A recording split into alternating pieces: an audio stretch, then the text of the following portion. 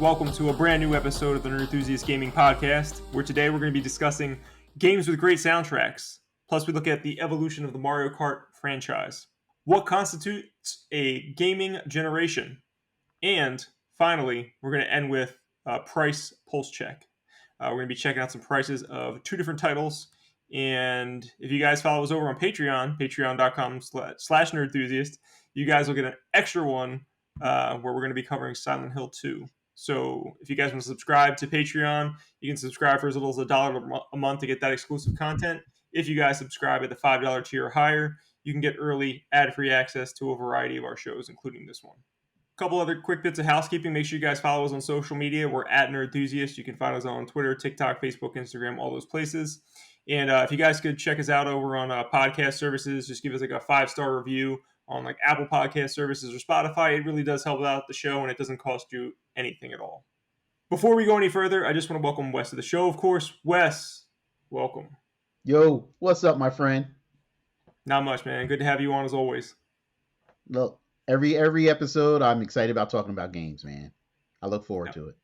This is an exciting time. It's August 1st, if you guys didn't know. And if you don't know anything about me, I despise the summer. Like, it is like a plague upon me, especially because I live in a desert. I lived in other places before. Not that bad. Summer was fine. It was tolerable. No longer. But August means we are this close to football, which means we're this close to the fall, which is my season to be alive and living. Should always be fall, year round. Give me winter. Winter's my number two. Winter's my number two, for sure. I'm a snow baby, man. I need the snow. There's people who like spring are nuts.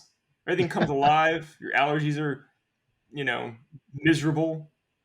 The world starts to get hot again. It's like, come on, man. Just let's get this over with. That's all I think about spring. Can we just get through this? Give me the hell that's summer, and then we'll hop into fall. Please. But we're almost there. Anyway, sorry about that tangent, guys. Let's get talking about some games today. So we're going to start with great soundtracks. Wes, kick things off.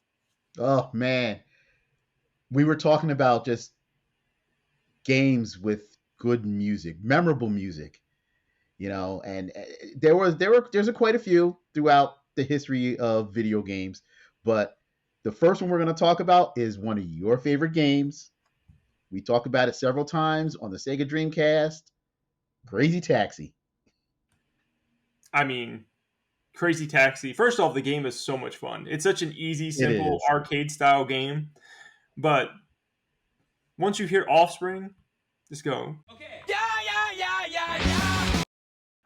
And then, oh man, it's such a great song. I've seen them live like 1 billion times, and that's like one of my favorite songs that they play live, like still to this day. Just a good song. A good song to also listen when you're driving around in your car, on top of playing Crazy Taxi. Offspring. Oh yeah, that song in particular is fantastic. Yeah. Kind of puts you in that Crazy Taxi mood if you play it on the radio. I mean, anybody that was like playing Crazy Taxi at that time, if you hear that song, you're immediately, that's exactly what the first thing in your mind goes. Oh, Crazy Taxi, get to the Pizza Hut. That was definitely one of them. There were a couple other really good songs. As a whole, I thought it had a really good soundtrack. Keeping that theme with Sega.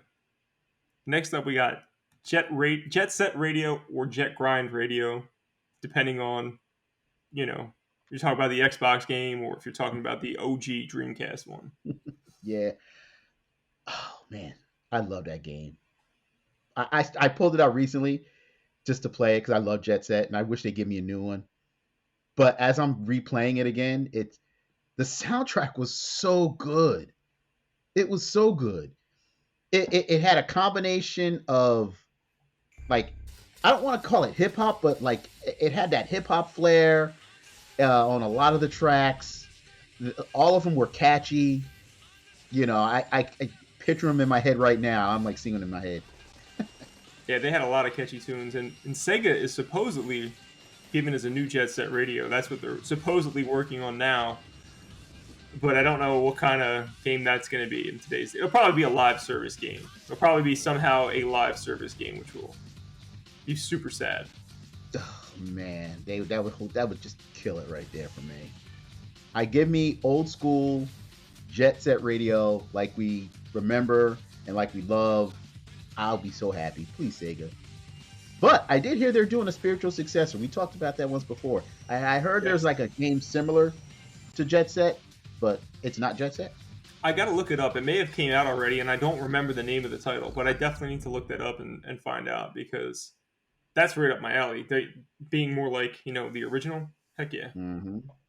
And then we have one of our favorite franchises, Mm. Burnout, particularly Burnout Takedown, because that introduced, at least with me, but I think that introduced the world to Fallout Boy with Dance Dance. This was around. I mean, I knew Fall Out Boy before that record.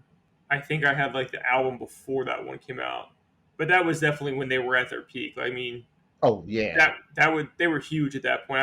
They're still pretty popular today, but not. I think that was like the peak of them for sure. Like that record was huge. It was all over everywhere. It was in every hmm bar, on every radio station. It was everywhere.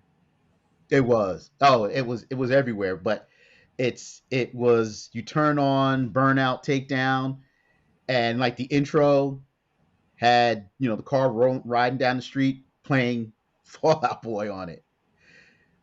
So good, so good. I mean, the rest of the soundtrack again, very very good, but Right. that was the one standout song from that game that everybody remembers.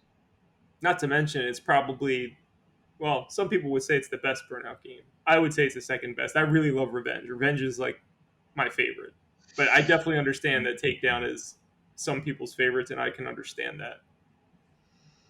Oh man, I'm torn. I mean, I love Takedown, but then I really liked uh Revenge. I think Revenge edges it out just because I played it a lot more, but B Hmm. it was on Xbox 360 and it just looked at the time that it came out it looked a billion times better It because did. Takedown was on the original Xbox and like PS2 and stuff. It did. I mean, I love the fact that it kept the play mechanics. They didn't change it, which was great. But it gave us a little bit more, especially Mhm. the rival factor. I mean, if you're talking about music, first of all, I just want to say a quick thing. I should have said this at the beginning. There's definitely stuff we missed in here. We're not telling you that this is like the best soundtracks of every video game of all time.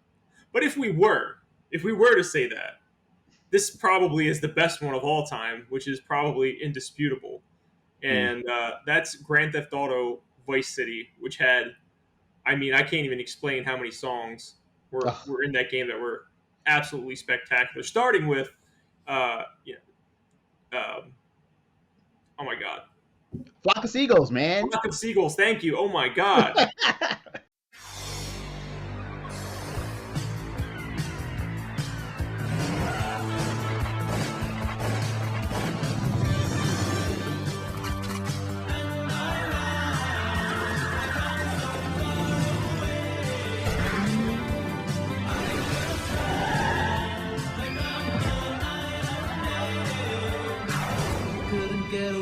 Grand Theft Auto Vice City coming soon on PlayStation 2. Rated M for mature. I was sitting there trying to remember the song. And like, I'm thinking like I'm hearing like "Aha" in my head, and I'm like, I know it's not "Aha." I can hear like the how did I, pathetic that I Oh, messed that up. It's yeah, all right. man. No, but I am 100% with you on this. I think one of the best soundtracks of all time has to be Vice City, because I remember Vice City was so popular. They released the soundtrack separately in I think it was 4 CD set. Yeah, something like that. Yeah, and oh man, I still have mine. It had such good songs on it. They were all licensed. All different genres, all sorts of stuff, man. They had Guns N' Roses on there. It had Michael Take On Jackson on Me, there, yeah, Michael Jackson was on there. Everything, man. bro. It was like, well, granted, Vice City took place in the '80s, and that was like my time period. So Hmm. it's like the big when MTV became a thing, when MTV played music. Um, and it was like all those songs. I remember coming home, seeing all those videos. So when that soundtrack came out, it took me right back to the '80s. Yeah, I mean, I'll try and drop it in here for you guys, but just that the original commercial that was so iconic with Flock of Seagulls, and like that was the first commercial Mm-hmm. they showed off, right? They had another one with GNR where you just start screaming, "Welcome, welcome to the jungle!" Starts Welcome out. to the It's like, jungle. oh my god, what amazing commercial! Like just that music alone was just like hyped up everyone. Everybody's already excited because GTA 3 was like massive, right? GTA 3 was like huge, and this was Hmm. the next evolution of that. This is like incredible, incredible. It was. It was. I think the soundtrack alone helped sell that game. Granted, like you said, everybody was already hyped from three, but man, that the soundtrack on that one, people were excited, especially like the slightly older crowd who actually remembers those songs. Not only did we get a great game, we had a great game with an incredible soundtrack.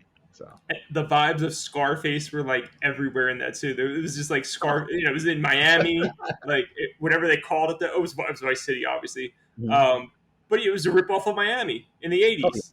Yep, yep. Good stuff. Good Why stuff. don't they go back there? What is wrong with them? They've gone to California about 500 times at this point. Like every other year, they're like, "Let's go back to California." And I get it; it's cool. There's a lot of like terrain and stuff. Like it is cool. But the '80s in Miami, just go back to Vice City, man. I don't even care. It doesn't have to be the '80s at Mhm. all. It could be. I would like to see the '90s in Vice City. I think that would be pretty cool. You know? That would. That would. I mean, we're talking about soundtracks. I just got to ask a question. Do you remember the soundtrack to three at all?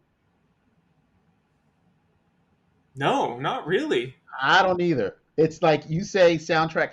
Vice City is the first thing that comes to my mind, but then San Andreas.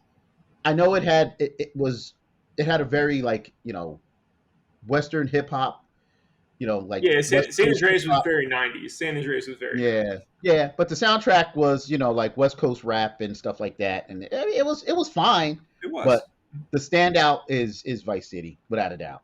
But going back to Sega on this list, we have a great game from the Genesis. Not only was the game great, but it introduced a really good techno soundtrack. It was Streets of Rage. I mean, Man, I knew about Streets of Rage. This is how you know it's an amazing soundtrack. I knew songs from Streets of Rage before I ever played the game. Like, because I played it much later. I didn't have it when I had my Genesis as a kid. I played it much later. But when I played, I was like, I know this song. I know this song. And I just happened to hear it, like, whether it was like in backgrounds of YouTube videos or wherever. Like, those songs are clearly iconic if I knew them without even playing the game. oh yeah, like the first time you turned it on and the very first level,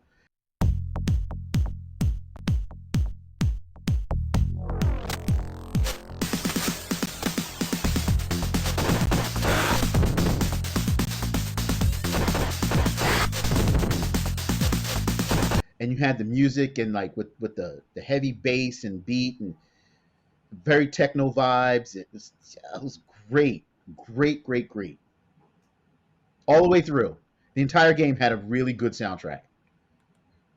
No doubt. It's definitely on my list of I guess one of the better soundtracks in video game history. Now, the next one is a game that I have very little experience with. I've played it a few times. I've never played it like front to back, so I don't know the soundtrack as well as you will. But this is another speaking about rap, Parappa the Rapper, Yeah, man.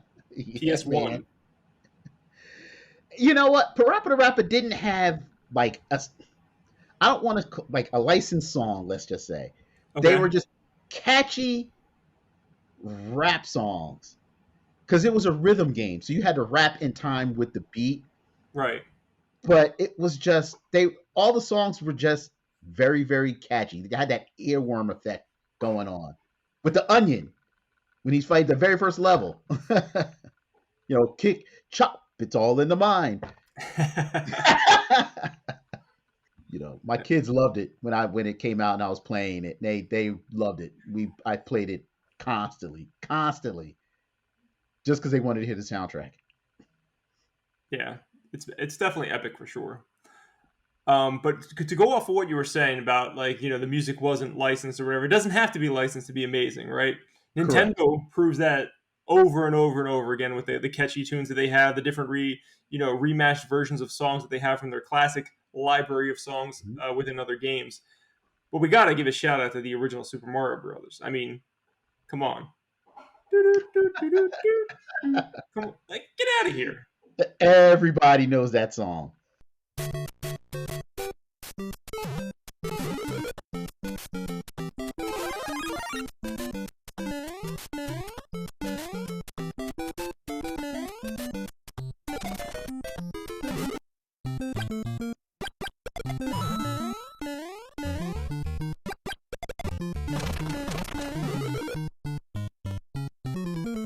That's got to be like the most iconic video game music probably is from that Super, Mario Brothers game on the NES. It's got to be.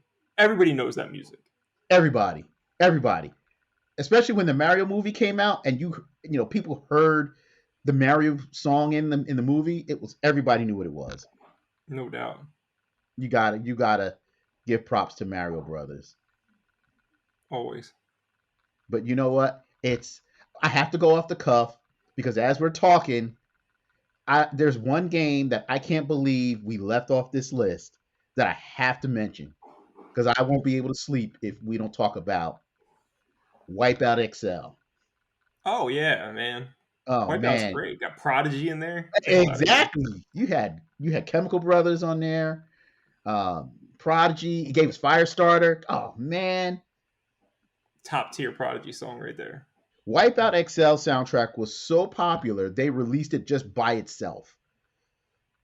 That's huge for back then too. It's not like That that was a was. regularly occurring thing during the PS1 generation. It was, but it was memorable. It had such an awesome soundtrack.